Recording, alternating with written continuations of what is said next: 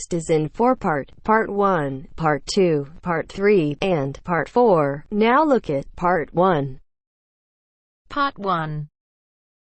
You will hear a conversation between a staff member from Gaia's Guardians and a man who wants to do something to protect the environment. First, you have some time to look at questions 1 to 5.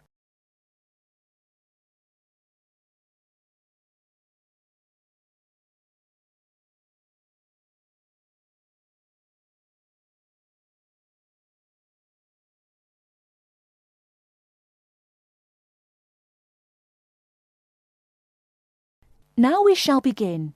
You should answer the questions as you listen, because you will not hear the recording a second time. Listen carefully and answer questions 1 to 5. Hello, how may I help you? Well, I've been seeing these yellow boxes in front of a lot of houses in my neighborhood. Just wondered what they were for. I noticed your phone number on all of them, so I called. Could you tell me about your business? We do recycling, but we're not a business. Gaia's Guardians is a non-profit group. We encourage recycling as a way of protecting the environment. I don't know. I mean, it is a good idea, but I really don't read the newspaper every day or anything. And we don't come collect newspapers every day.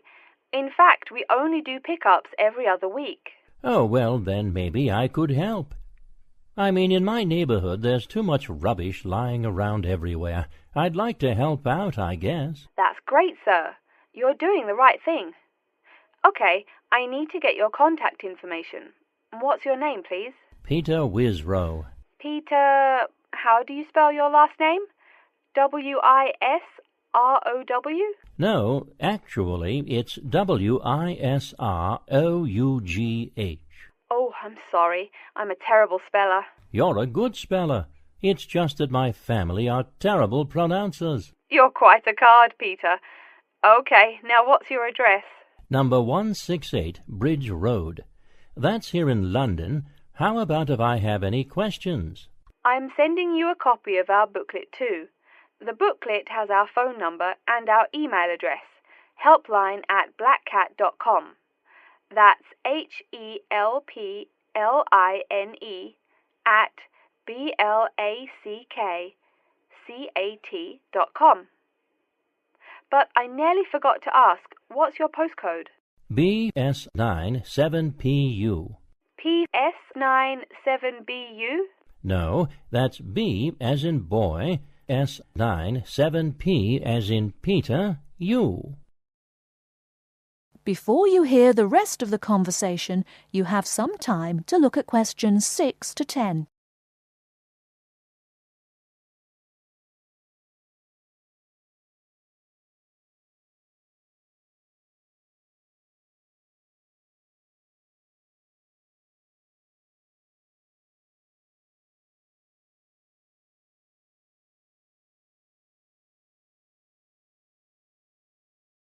Now listen and answer questions 6 to 10. So I'm guessing those yellow boxes I saw are for recycled newspapers. Yes, that is correct, and it's free of charge. Wow, that's good news. Do you recycle anything besides newspaper? Oh yes, we recycle most everything.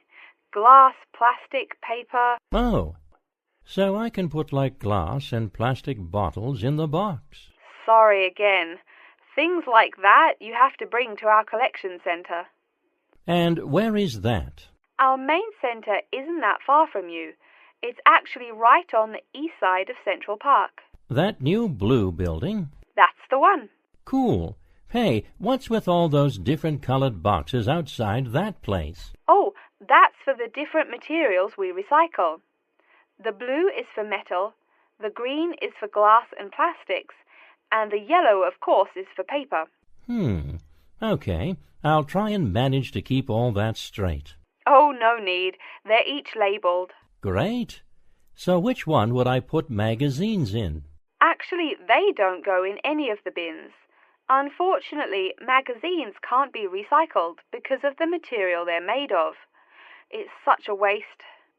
So, would you be interested in volunteering? I'll think about it. Could you send me some more info? Absolutely. Along with the newspaper box, I'll be sending you our booklet, Savvy. That is SAVVY. It tells you about what you can do to protect the environment in your daily life. Plus, it lists things you can do as a volunteer with our group. Hey, that's cool. Thanks. My pleasure. Do you have any other questions or concerns? Nope, that's it.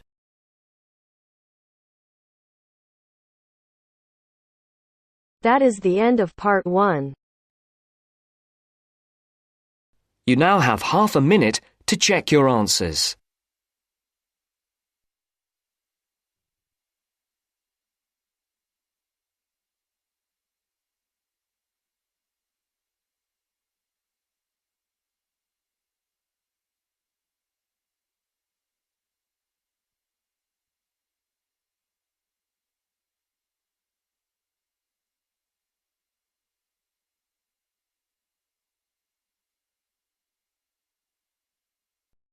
Now turns to part 2. Part 2. You will hear an introduction about sports matches. First, you have some time to look at questions 11 to 17.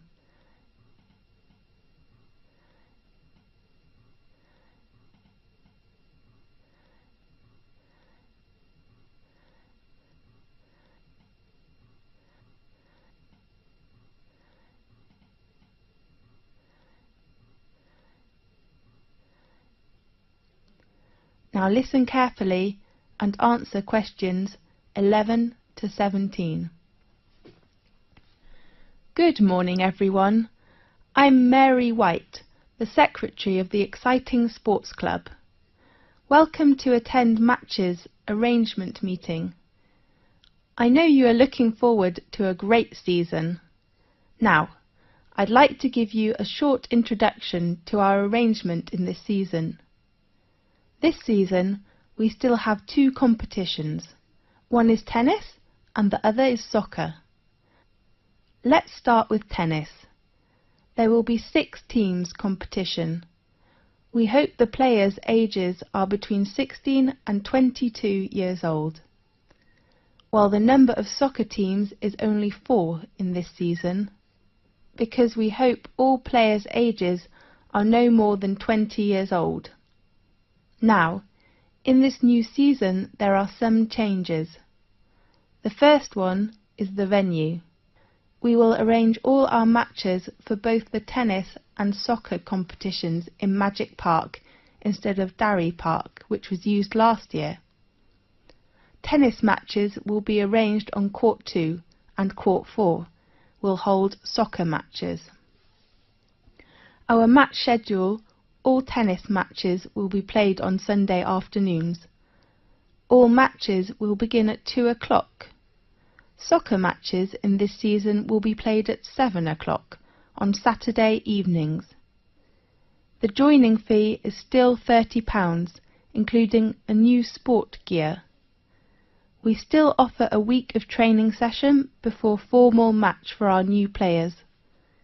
There are 2 training sessions at 3 p.m. to 5 p.m. on next Friday and Saturday afternoon. The fee is only £12.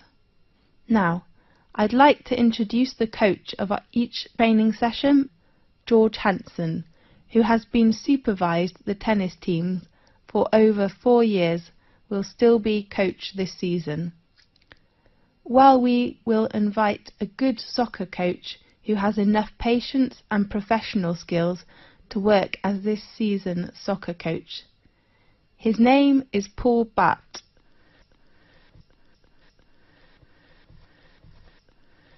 Now, look at questions 18 to 20.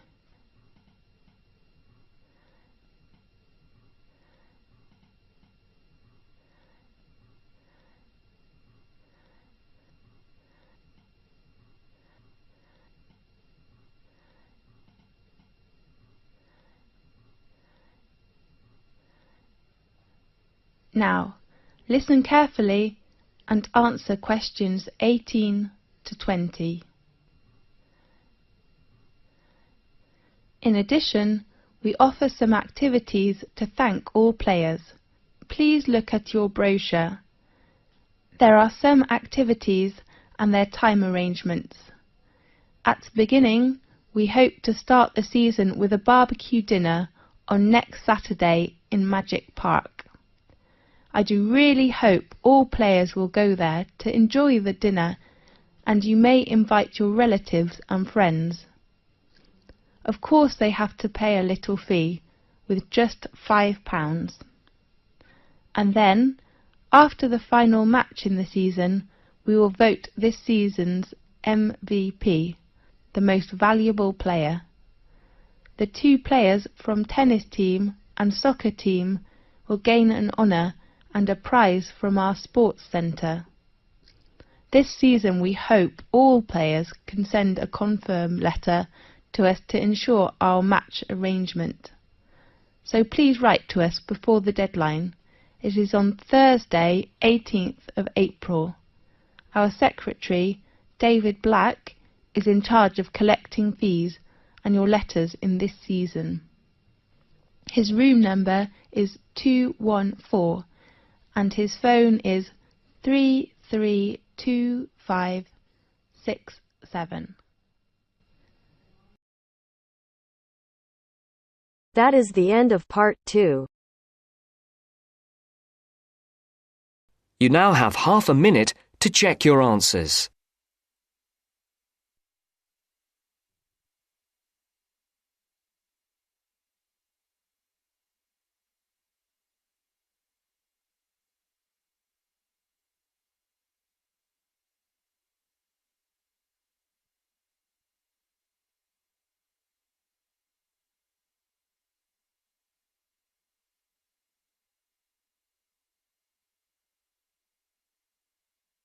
Now turns to part 3. Part 3. You will hear a tutor and 2 students discussing the crop rice. First, you have some time to look at questions 21 to 24.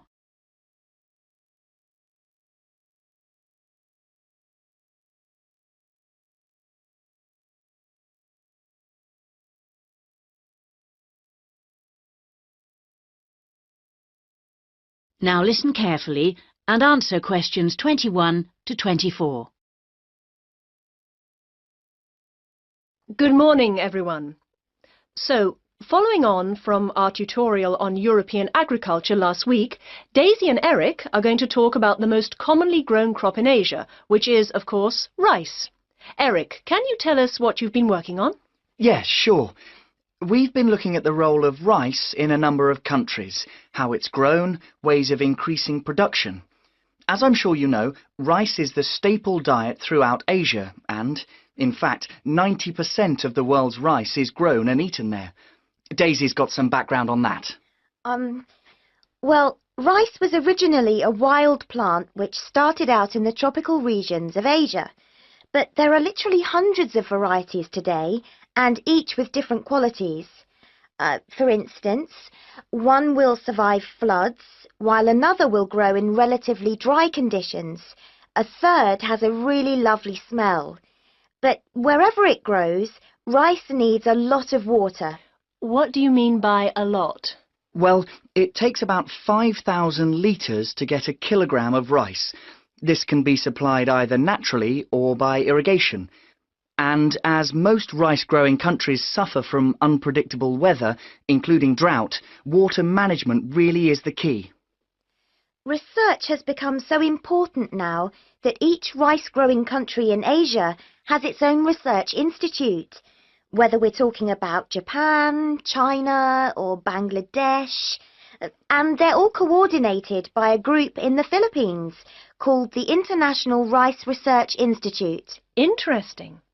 Bangladesh, for instance, has been successfully using different rice varieties and fertilizers for 30 years.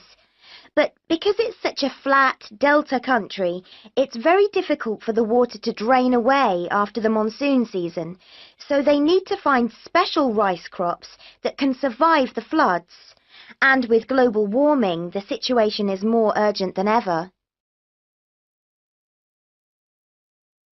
Before you hear the rest of the discussion, you have some time to look at questions 25 to 30.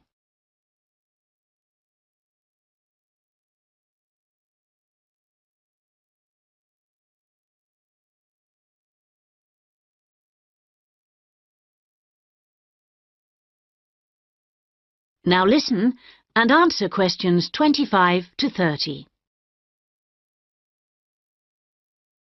Now I'd like to move on to our comparative study. As you can imagine, China is the world's biggest rice-producing country. Collectively, the Chinese people probably eat more than 3 billion bowls of rice every day. Quite a statistic. And of course, rice plays an important cultural role too. We then compared China to Thailand. You know, even though Thailand only has about 64 million people, it's the world's #1 exporter of rice. Not China, as you might imagine. Is that so? Yes, they send their rice everywhere, in particular to Europe, as well as Africa and the Middle East. Apparently, the fact that jasmine rice is growing in popularity is one reason why Thailand's rice export industry is doing so well. People want something a bit different. And of course, Thailand is well suited to rice growing. Good climatic conditions and lots of fresh water. Going back to China for a minute, we should mention that at the Rice Research Institute in Huangzhou, they're working on ways of improving rice yields using less water.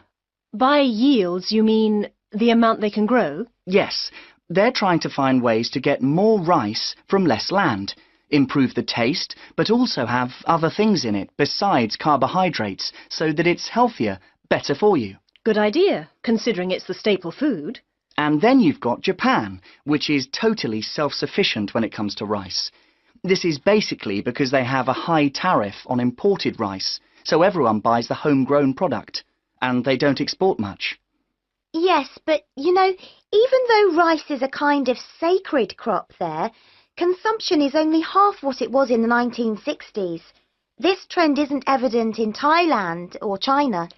Interesting that you mentioned how rice is almost sacred in Japan, because I believe in Thailand it also plays an important cultural role. Absolutely. They have the royal ploughing ceremony every year, which the king always attends, and he actually scatters a new stock of seed to the farmers, who pour into Bangkok for the event. What about the global interest in organic farming? Is there such a thing as organically grown rice? Yes, indeed. And the Japanese are getting quite a taste for it, apparently. There's an experimental farm near the city of Akita in the Japanese rice belt, famous for its sake, by the way, which has pioneered organic rice production, and now it's sold all across the country. It's a bit like the recent popularity of jasmine rice in Thailand, but that's for the export market, of course. Interesting how attitudes change, isn't it?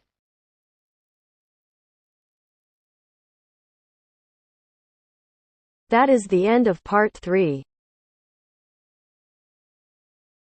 You now have half a minute to check your answers.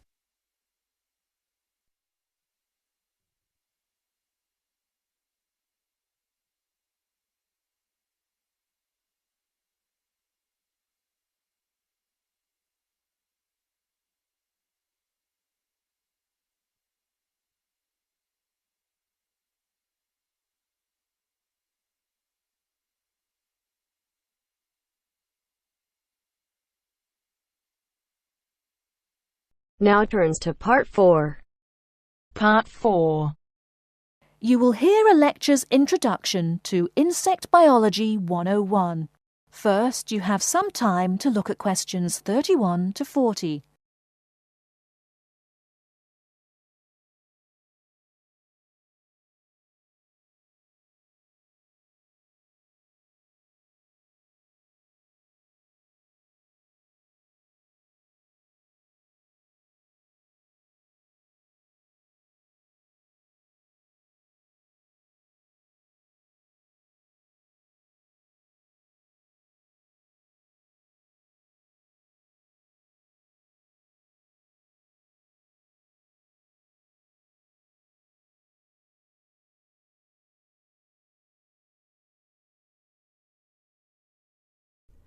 Now listen carefully and answer questions 31 to 40. Good afternoon and welcome to Insect Biology 101. I'd like to begin this course with a few remarks about good insects and bad ones. Bugs are all around us, and that's both a benefit and an annoyance, sometimes maybe even serious harm. First, let's talk about the good things that insects do for us. Probably the most important insect for humans, and maybe for all other life, is the bee. Bees help plants in the process of pollination, and thus are necessary to most flowers and fruit-producing trees. That is, they carry pollen from male flowers to female. If it weren't for bees, we'd have very few food plants and no fruit either. In fact, there would be no we. No less a thinker than Albert Einstein pointed out that, without bees, humanity would be dead within a year or less. We'd starve. It's that simple. That should maybe make us just a little humble. A little less dramatic is the fact that bees also make the honey we eat. Moreover, they produce beeswax, which is useful in candles and is also used as a first-rate furniture polish. Sure, these may not be vital to our lives, but they can serve as reminders of how important bees are. That's a point I keep coming back to in this course. Though, in all fairness, I should point out that butterflies aid in pollination as well as bees. Now, here in Michigan, what's the worst part of summer? Yep, that's right, mosquitoes. But I'm talking about helpful insects, right? So let's look at the dragonfly first. If there were no dragonflies, there would be even more mosquitoes. Dragonflies mainly eat mosquitoes and also a few other insects. Yes, that's right. They don't just fly around, and they also help to eliminate harmful insects. So the next time you see a dragonfly, don't you dare kill it. Now, let's talk a little about those harmful insects. Take the mosquitoes I just mentioned as an example. Not so many years ago, mosquitoes here in America weren't just annoying, some were even deadly. They carried malaria and yellow fever. My own ancestor, the Confederate General John Bell Hood, lived through the worst battles of Civil War, only to die at age 38 from yellow fever. A pest, not a bullet. Well, besides the mosquitoes, in summer there is also a kind of insect that never seems tired. Right, that is the fly. Before I go on talking, I must mention an African fly called the tsetse fly, which feeds on blood and can cause serious diseases in the people and animals that it bites. Besides, it is still a bearer of sleeping sickness, which affects around 300,000 people every year in Africa, and can be treated only with toxic drugs that are hard to administer. Worse still, the drugs sometimes don't work. Other insects, of course, destroy food crops. In China, for instance, locusts continue to be a danger to the harvest in some areas. Less important, but still annoying, moths eat people's clothes and dust mites slowly destroy carpets. Worse, but still in the home, termites or white ants eat wood, the wood of your house. If they are not stopped, they can eventually destroy the whole building.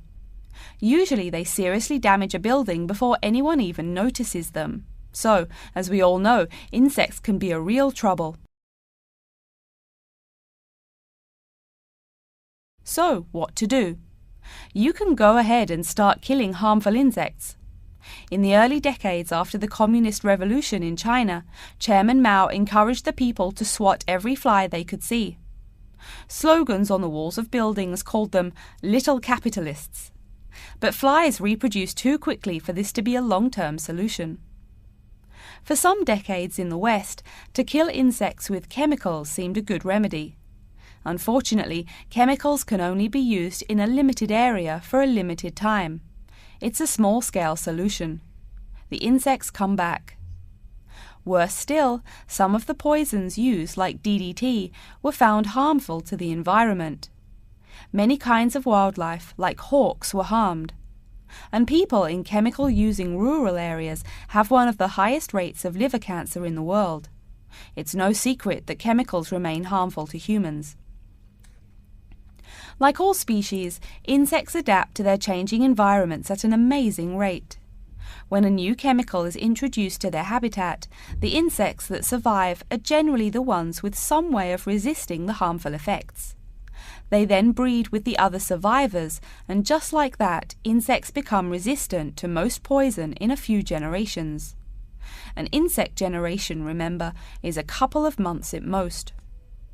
So again, we have to ask, what to do? Well, there are biological solutions. Some of these are pretty simple. One is destroying the insect's habitat. You take away their home or food.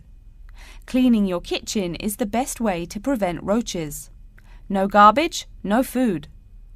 Getting rid of marshes and swamps eliminates mosquitoes. Other solutions might include bringing in dragonflies or bats in areas where mosquitoes are many. This is a cheaper alternative to chemicals. Biological methods like this also bring no extra pollution to the environment. But you have to be careful. If you change the environment too much, you might be hurting other forms of life accidentally.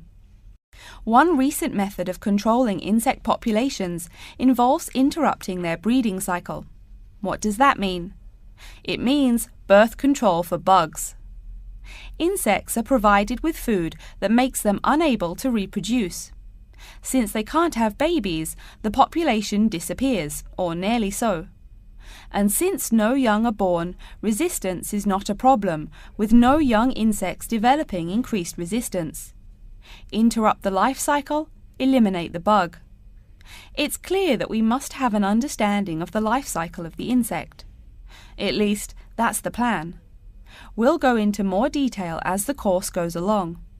Now, I will stop here to see whether you have any questions or not. That is the end of part 4. You now have half a minute to check your answers.